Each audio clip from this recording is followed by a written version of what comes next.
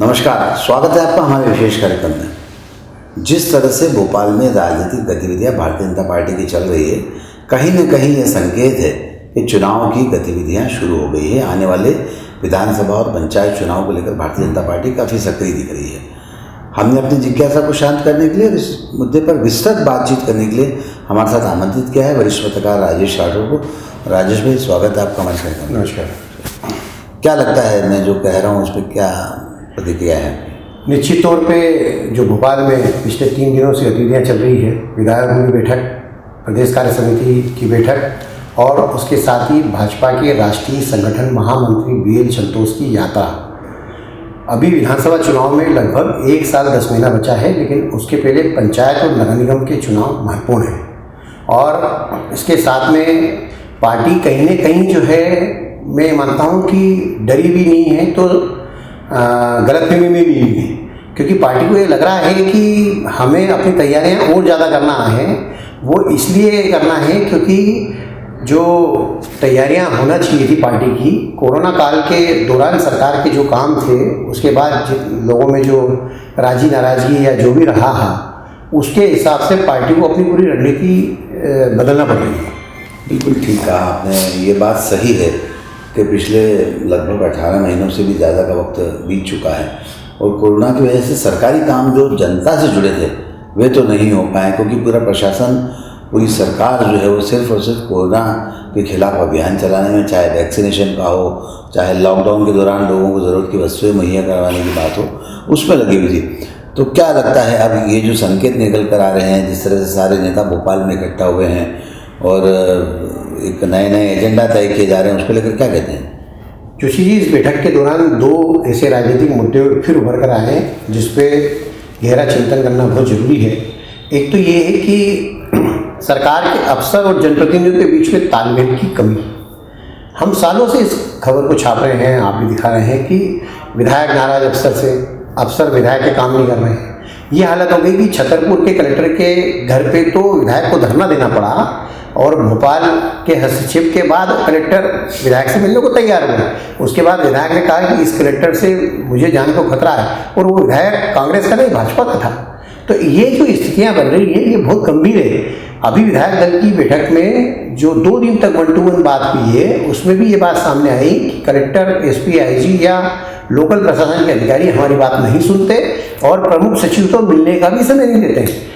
तो ऐसी स्थिति आखिर कब तक बनी रहेगी? जो पहली बार के विधायक हैं उनको और ज़्यादा परेशानी होती है, जो सीनियर विधायक हैं उनकी अपेक्षाएं कुछ ज़्यादा हो जाती है, उनसे पार्टी के कार्यकर्ताओं की अपेक्षाएं भी बहुत ज़्यादा हो जाती है। तो आखिर ये जो लगुना है, ये जो लूपहोल्स है, ये आखिर कहाँ है?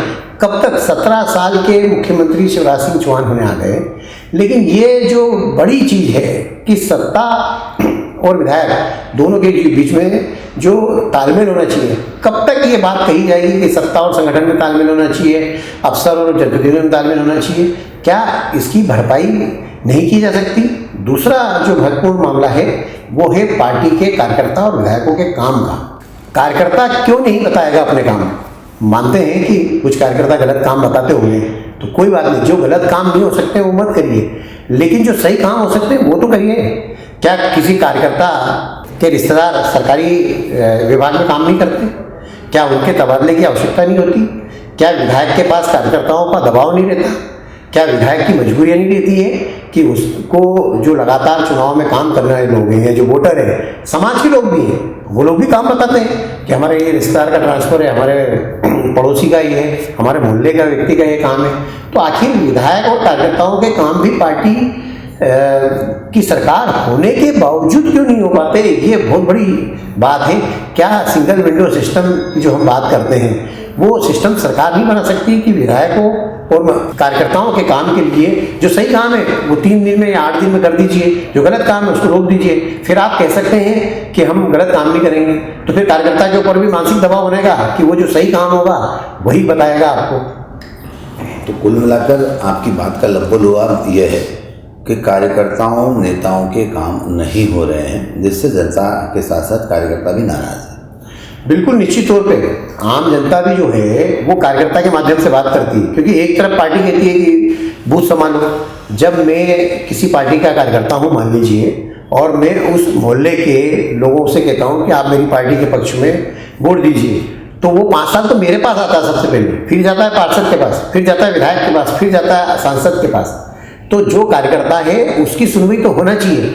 हमने कई बार सुना है कि भाजपा ने तय किया कि सोमवार, मंगलवार, बुधवार 3 दिन 2 दिन प्रदेश भाजपा कार्यालय में मंत्री बैठेंगे, वो उसका पालन नहीं हो पाता। ये भी हमने सुना कि जिस जिले में मंत्री जाएंगे वहाँ कार्यकर्ताओं से बात करेंगे, लेकिन होता ये है कि मंत्री आते हैं, प्रभारी मंत्री आते हैं और वो भाषण देके चले जाते हैं। कार्यकर्ता कहता है कि हमारा ये काम है, उससे कागज ले लेते हैं, फिर उस कागज लेने के बाद उसका क्या हुआ उसका जवाब नहीं दे सकते। क्या कारण है आखिर, क्या दिक्कत है मुख्यमंत्री से लेके मंत्री को, क्या परेशानी है ये बताने में कि यदि किसी कार्यकर्ता ने कोई काम बताया है तो वो काम नहीं हो पा रहा है, उसका उत्तर लिखित में दे दीजिए ना कि ये नियमानुसार काम नहीं होने के कारण नहीं हो पाएगा। बहुत सीधी सी बात है। फिर कार्यकर्ता आपके ऊपर दबाव नहीं बनाएगा, पब्लिक भी आपके ऊपर दबाव नहीं बनाएगी। आप इस ट्रांसफर उद्योग की बात कर रहे हैं या सरकारी सिस्टम की बात कर रहे हैं, तो मैं आपको एक जन समस्याओं की बात बताता हूँ। कार्यकर्ता के पास लोग जाते हैं कि हमारी स्ट्रीट लाइट बंद हो गई है, कार्यकर्ता के पास लोग जाते हैं कि हमारे जो सड़क बनी थी उस पर ड्रेनेज लाइन खोद दी है तो वापस गड्ढा रिपेयर नहीं हुआ। कार्यकर्ताओं के पास लोग जाते हैं कि हमारे यहाँ की सीवरेज लाइन जो है बंद पड़ी है। तो आखिर कार्यकर्ता क्यों नहीं काम बताएगा? क्या कार्यकर्ता सिर्फ इसलिए है कि वो जब भी चुनाव आए तो वोट डलवाने जाए, जब आपकी रैली जुलूस हो तो कार्यकर्ताओं को भेड़ बकरियों की तरह बसों में भर के ले जाए? क्या कार्यकर्ता सिर्फ इसलिए है कि वो पार्टी के कार्यकर्ताओं में भीड़ बढ़ाने में इजाफा साबित हो? आखिर कार्यकर्ता को पार्टी ने क्या समझ रखा? किसी भी दल की बात करें, हम बीजेपी की, कांग्रेस की नहीं, हर दल की बात ही है। कार्यकर्ता जो सीढ़ी है, भारतीय जनता पार्टी का तो एक बहुत अच्छा नारा है कि दीनदयाल जी कहते थे कि अंतिम व्यक्ति तक जो है सरकार की योजनाओं का लाभ पहुंचना चाहिए। तो अंतिम व्यक्ति तक क्या मुख्यमंत्री पहुंचाएंगे, प्रभारी मंत्री पहुंचाएंगे, मंत्री पहुंचाएंगे, विधायक पहुंचाएंगे? नहीं, बूथ का कार्यकर्ता पहुंचाएगा।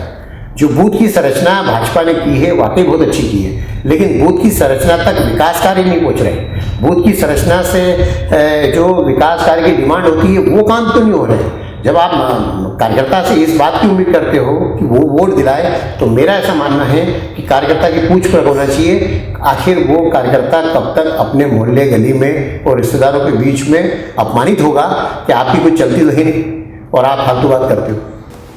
देखिए, वरिष्ठ पत्रकार राजेश राठौर ज़मीनी पत्रकार है, दिन भर फील्ड में रहते हैं, तो जितनी बातें कही है कार्यकर्ताओं का दर्द जो है वो हकीकत में निकल कर इनके माध्यम से, इनकी ज़ुबान के माध्यम से आप तक पहुँचा है। बहरहाल जिस तरह से अभी बातें भोपाल की बैठक में हुई, कुछ मुद्दे तय हुए जिसमें कहा गया कि अब हमें 51% तक मत हर बूथ से हासिल करना है, इस दिशा में प्रयास करना होगा, इसको लेकर क्या कहते हैं? निश्चित तौर पे इसमें कोई दो मत नहीं। कांग्रेस ने 70 साल देश में राज किया, लेकिन कांग्रेस वैसा संगठन नहीं बना पाई जैसा बीजेपी ने संगठन बनाया। ये बहुत ही तारीफ़ काबिल बात है कि बीजेपी का संगठन कांग्रेस से कई गुना मजबूत है और अकल्पनीय भी है, क्योंकि कांग्रेस की तुलना में बीजेपी के लगातार जो कार्यक्रम होते हैं उसमें कार्यकर्ता हाजिर होता है और उनकी बात सुनता है और पार्टी की रीति नीतियों को लोगों तक पहुंचाने की पूरी कोशिश करता है। 51% वोट हर बूथ पर डल जाए, ये जोशी जी तभी संभव हो पाएगा क्योंकि अब लगातार पार्टी सत्ता में होने के बावजूद कार्यकर्ता का ध्यान नहीं रख पाई। मैं कार्यकर्ताओं की बात इसलिए बार बार कर रहा हूँ क्योंकि हम जब फील्ड में रहते हैं तो कार्यकर्ता कहता है कि विधायक जी ने हमको चुनाव में ये बोला था, मंत्री ने हमको ये बोला था, मुख्यमंत्री ने भाषण में हमको ये बोला था। आज इंदौर विकास प्राधिकरण की बात करें, सभी निगम मंडलों की बात करें तो वहाँ पर पोस्टिंग नहीं हो पा रही। क्यों नहीं हो पा रही?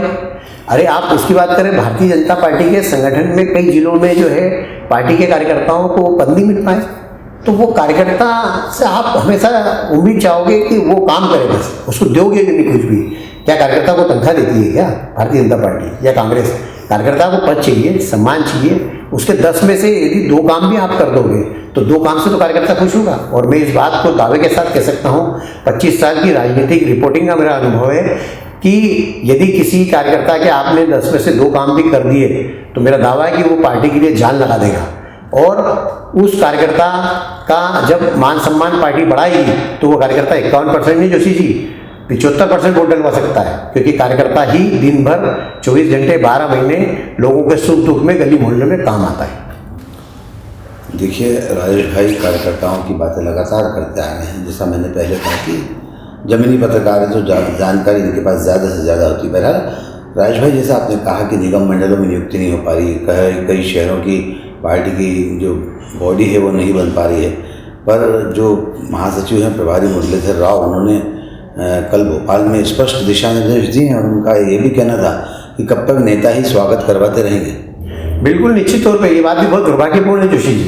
कार्यकर्ताओं की तरफ से मैं बात इसलिए कहता हूँ क्योंकि कार्यकर्ता पत्रकारों को अपना दर्द बताते हैं। एयरपोर्ट पे कार्यकर्ता अंदर जाके कभी स्वागत नहीं कर पाता। वो बेचारा धक्के खाता है, हाथ फुल लेके जाता है, जेब से पैसे खर्च करता है और वो बड़े नेता के साथ अपना फोटो भी नहीं ठीक से खिंचवा पाता है। कार्यकर्ताओं का यही तो गम है।